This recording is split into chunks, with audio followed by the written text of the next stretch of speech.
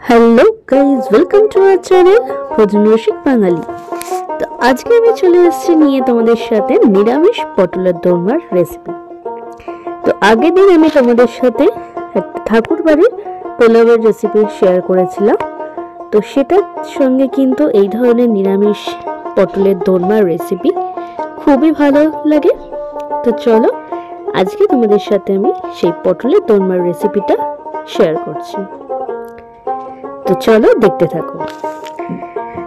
তো তার জন্য আমি এখানে বেশ বড় সাইজের পটল নিয়ে নিয়েছি।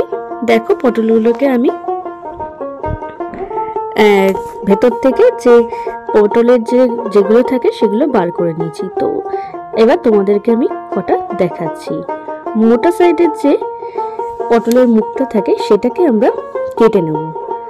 দেন আমরা এই চামচের একদম পেছন দিক দিয়ে এরকম ভাবে ঘুরিয়ে ঘুরিয়ে পটলের ভেতর থেকে কিন্তু দানা বা শাঁস যেগুলো থাকে সেগুলোকে আমরা এবার বের করে নিচ্ছি।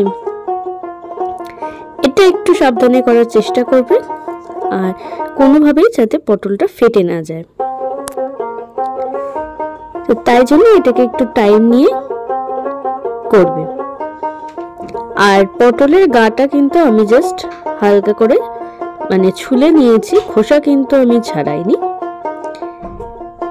তো তোমরা কিন্তু খোসা ছাড়াবে না। আর একটা মুখ কিন্তু আমি কাটিনি, কারণ অনেক সময় কি হয় আর একটা মুখ কাটলে ওই দিক দিয়ে কিন্তু যখন আমরা এদিক দিয়ে জিনিসটা বার করছি তখন কিন্তু ওদিক দিয়ে ফুটো হয়ে যেতে পারে। তো সেই জন্য কিন্তু আমি ওদিক থেকে মুখটা কাটিনি, সরু মুখটা আমি কিছু করিনি। তো দেখো এইভাবে আমি কটা পটলের তোমাদেরকে দেখিয়ে দিচ্ছি যে এইভাবে ঘুরিয়ে ঘুরিয়ে কিন্তু এই ভেতরের যে দানাগুলো থাকে বা শাঁসটা থাকে সেটাকে বার করে নেবে। আর এই পটলের দোরমাটা কিন্তু আমিষও হয়। পরে আমি তোমাদের সাথে আমিষ যে পটলের দোরমার রেসিপিটা সেটা শেয়ার করব। আজকে আমি নিরামিষ পটলের দোরমার রেসিপিটা তোমাদের সাথে শেয়ার করছি। তো দেখো পুরো পরিষ্কার হয়ে গেছে। এবার পটলগুলোকে আমি নুন আর হলুদ ভালো করে একটু মাখিয়ে নিচ্ছি। নিয়ে এবার পটলগুলোকে ভালো করে একটু ভেজে নেব। আর খুব বেশি ভাজার দরকার নেই, যাতে পটল নরম না হয়, কারণ পটল কিন্তু বেশি নরম হয়ে গেলে পুর ভরতে অসুবিধা হবে। তো তাই জন্য একটা কালার আসা অবধি আমরা কিন্তু ভাজবো পটলগুলোকে। দেখো হালকা হালকা একটা কালার এসছে। আর একটু ভেজে আমরা পটলগুলোকে তুলে নেব। তো দেখো খুব একটা পটল কিন্তু নরম হয়নি। তো এইবার আমরা পটলগুলোকে তুলে নিলাম। এইভাবে আমি প্রত্যেকটা ব্যাচ ভেজে নিয়েছি। তো এখানে এবার আমি পটলের যে মুখগুলো আমরা কেটেছিলাম সেগুলো অবশ্যই ফেলবে না, সেগুলো কিন্তু আমরা হালকা করে ভেজে নিয়েছি। এগুলো যাতে নরম না হয়ে যায়, এগুলো শক্তই যাতে থাকে, কিন্তু কাঁচা ভাবটা যাতে চলে যায়, তাই জন্য আমরা জাস্ট হালকা করে নাড়িয়ে নেব। এই 1 মিনিটের মতো 1-2 মিনিটের মতো নাড়িয়ে নিলেই কিন্তু হয়ে যাবে।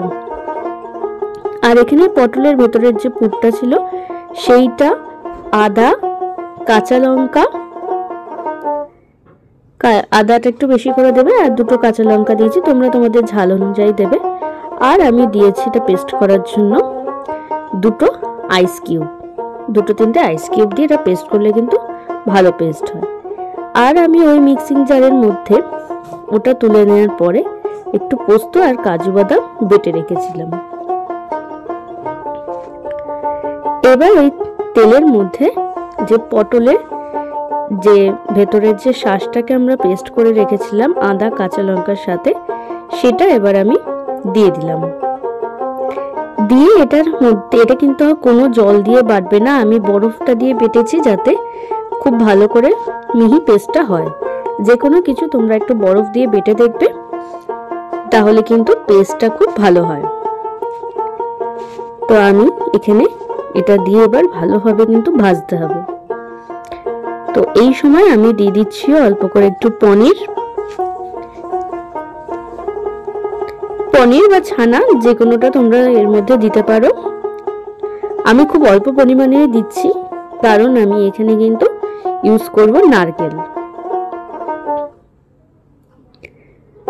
তাই জন্য আমি অল্প করে একটু পনির দিচ্ছি। দেখো পনিরটা দিয়ে দিলাম।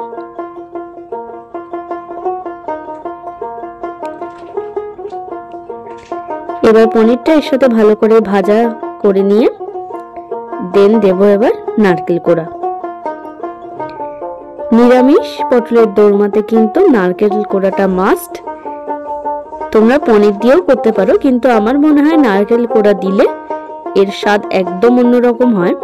তো তাই জন্য নারকেল কোড়াটা আমি কিন্তু ইউজ করি। তো এটা দিয়ে এবার বেশ খানিকক্ষণ একটু ভাজা ভাজা করতে হবে।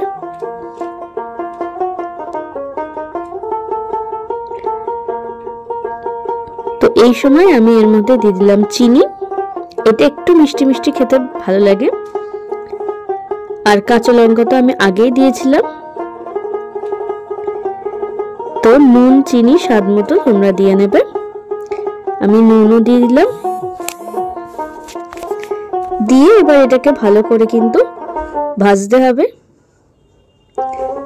যতক্ষণ না এটা খুব ভালোভাবে একদম টাইট হয়ে যাচ্ছে ততক্ষণ এটাকে ভাজতে হবে।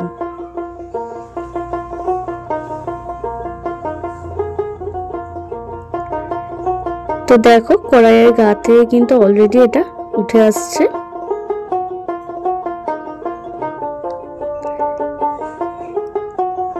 আর হাই ফ্লেমে এটা করবে না, তাহলে কিন্তু এটা পুড়ে যেতে পারে। তো মিডিয়ামে রেখে এটা করতে হবে। তো এটা কিন্তু প্রায় হয়েই গেছে। এর মধ্যে এবার একটু গরম মশলার গুঁড়ো দিয়ে দিলাম।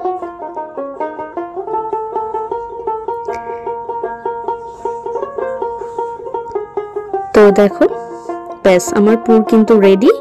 এবার এটাকে একটু ঠান্ডা করে নিতে হবে। এবার আমি পটলের মধ্যে তোমাদেরকে পুরগুলো ভরে দেখাচ্ছি। তো পুরটা কিন্তু একটু ঠান্ডা করে তারপরে পটলের মধ্যে ভরবে। আর পুরো মুখ অবধি কখনোই পুর ভরবে না, তাহলে কিন্তু যখন এটা আবার গ্রেভিতে যাবে তখন কিন্তু এটা ফেটে যেতে পারে। তাই মুখের সামনেটা একটু খালি রেখে কিন্তু পটলের মধ্যে পুরটা ভরতে হবে।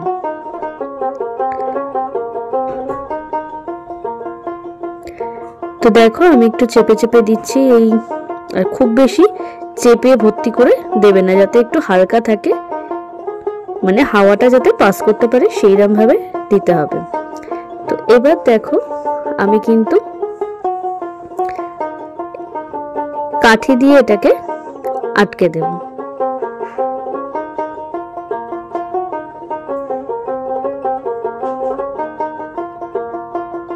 তোমরা বুঝতেই পারছো যে ওইটা কিন্তু শক্তই আছে। তো দেন দেখো এরকম ভাবে কিন্তু আমি মুখটা আটকে দিয়েছি। তো আরো কটার করে আমি তোমাদেরকে দেখাচ্ছি।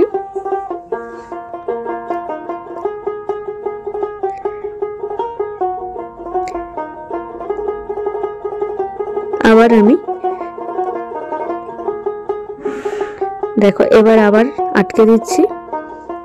এরকম একটা কাঠি দিয়ে সবসময় আটকানোর চেষ্টা করবে, মানে টুথপিক গুলো দিয়ে। কারণ মানে অনেকে ময়দা দিয়ে আটকায় বা আটা বা ময়দা দিয়ে, সেগুলো কিন্তু অতটা ভালো হয় না মুখটা আটকানো।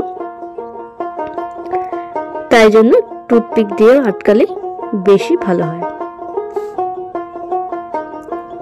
তো এইভাবে আমি একটা একটা করে সব পটলগুলো কিন্তু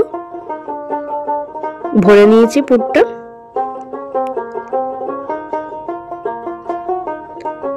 তো এটারও হয়ে গেল। এইভাবে বাকিগুলোকেও ভরে নিয়েছি। তো চলো এইবার আমি তেলের মধ্যে ওই কাজু আর পোস্ত যেটা বেটে রেখেছিলাম সেইটা দিয়ে দিয়েছি। দিয়ে আর সেটা ধোয়া যে জলটা ছিল সেটাও আমি দিয়ে দিলাম। এবার ওই যে পুরটা আমি ভরছিলাম পটলের মধ্যে, সেই পুর খানিকটা আমার বেঁচে গেছিল, তাই সেই পুরটা আমি খানিকটা দিলাম। আর অল্প একটু নারকেল কোড়া দিয়ে আমি কিন্তু খুব সিম্পল জিনিস দিয়েই এই গ্রেভিটা বানিয়েছি, সেরকম কিছুই মশলা কিন্তু আমি গ্রেভিতে ইউজ করিনি। তো দেখো তেল কিন্তু অলরেডি উঠতে শুরু করে দিয়েছে। তো আমি এর মধ্যে একটুখানি হলুদ গুঁড়ো দিলাম, এবার দেবো একটু নুন,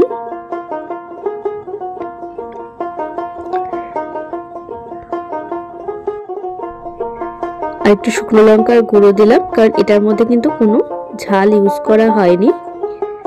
এবার দেবো একটু কালারের জন্য কাশ্মীরি শুকনো লঙ্কার গুঁড়ো,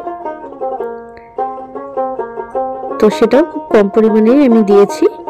ব্যাস এইবার এটাকে একটু ভালো করে মিশিয়ে দেন আমি জল দেব। ব্যাস দেখো এবার এর মধ্যে দিয়ে দিচ্ছি জল। তো জলটা একটু বেশি করেই দিতে হবে, কারণ পটলগুলো যাতে ডুবে যায়, কারণ পটলগুলো কিন্তু পুরোপুরি সিদ্ধ নয়। তো জলের মধ্যে কিন্তু এটা ফুটে পুরো সিদ্ধ হবে। তো দেখো পটলগুলো দিয়ে দিলাম, আর এটা কিন্তু একটু ঢেকে ঢেকে রান্না করতে হবে যাতে পটলগুলো একদম নরম হয়। তো আমি কিন্তু এটা ঢেকে ঢেকে 5-7 মিনিট রান্না করেছি, আবার একটু নাড়িয়ে দিয়ে দেন আবার 10 মিনিটের জন্য ঢেকে রান্না করেছি। তো এইভাবে ঢেকে ঢেকে কিন্তু রান্নাটা করতে হবে, না ঢেকে দিলে কিন্তু পটলগুলো নরম হবে না। তো ঢেকে ঢেকে আমি কিন্তু রান্নাটা করেছি। তো নরম হয়ে গেছে, এইবার এর মধ্যে দিয়ে দিচ্ছি একটু গরম মশলার গুঁড়ো, খুবই অল্প পরিমাণেই দেব, আর দেব একটু ঘি। ব্যাস এবার দিয়ে এটাকে একটু ঢেকে 10 মিনিটের জন্য রেখে দেন আমি সার্ভ করব। তো সার্ভ করা আমার কিন্তু হয়ে গেল। তো রেসিপিটা কেমন লাগলো অবশ্যই বলো, ভালো লাগলে লাইক করো, কমেন্ট করো, আর যারা আমার চ্যানেলটি নতুন তারা অবশ্যই সাবস্ক্রাইব করে আমার পাশে থেকো। তো আজকের মতো টাটা।